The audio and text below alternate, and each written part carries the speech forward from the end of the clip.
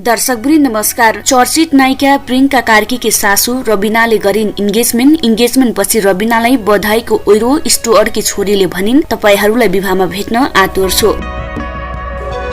चर्चित नायिका प्रियंका कार्कीकी सासू तथा आयुष्मान देशराज जोशीकी आमा रबिनाले इन्गेजमेन्ट गरेकी छिन्। भ्यालेन्टाइन डे को दिनमा इन्गेजमेन्ट गरेकी पूर्व बैंकर रबिना देशराजलाई बधाईको ओइरो लागेको छ। आफूले इन्गेजमेन्ट गरेको भन्दै इन्स्टाग्राममा फोटो हालेपछि उनलाई धेरैले बधाई तथा शुभकामना व्यक्त गरेका छन्। उक्त फोटोमा रबिनाका छोरा बुहारी लगायत नेपाली सिने जगतका कलाकार र रबिनाका प्रेमी स्टुअर्ट अलेक्जेन्डर च्याम्पम्यानकी छोरीले समेत बधाई दिँदै खुशी व्यक्त गरेका छन्। फोटोमा सबैभन्दा पहिला बुहारी प्रियंका कार्कीको कमेन्ट रहेको छ। उनले लेखेकी छिन्, यहाँ भावना पुरै छताछुल्ल छ। त्यस्तै कान्छो छोरा आशीर्वाद देशराज श्रेष्ठ जोशीले आफू आमाको लागि निकै खुसी भएको बताएका छन्। यस्तै जेठो छोरा आयुष्मान देशराज श्रेष्ठ जोशीले आफ्नो खुसी व्यक्त गर्दै लेखेका छन्, ओ माई गड। यस्तै नायिका परमिता राणाले पनि परेको कथा वास्तविक जीवनमा घटित भएको भन्दै आफ्नो खुसी साटेकी छिन्। यस्तै उनको फोटोमा नायिका निशा अधिकारी, केही दिन अघि मात्रै इन्गेजमेन्ट गरेकी नायिका शुभेक्षा खड्का, सहाना बज्राचार्यले पनि खुसी हुँदै बधाई दिएका छन्। यसका साथै स्टुअर्टकी छोरी इसाबेला च्याम्पम्यानले पनि बधाई दिएकी छिन्। उनले कमेन्टमा लेखेकी छिन्, बधाई छ, मेरो बुबाको लागि यो भन्दा राम्रो केही कल्पना गर्न सक्दिन,